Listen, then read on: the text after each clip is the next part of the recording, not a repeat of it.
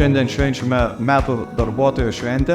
Tuos, kuriuos sveikinsim, tai tikrai garsina mūsų įmonės vardą ir padeda siekti mūsų užsibrėžtų tikslų.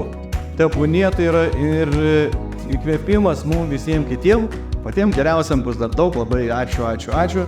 Bet tikrai noriu padėkoti jums visiems už jūsų atsidavimą, už jūsų ištikimybę, už jūsų profesionalumą. Ačiū, kad esate kartu su ekskomisaru Daruliu.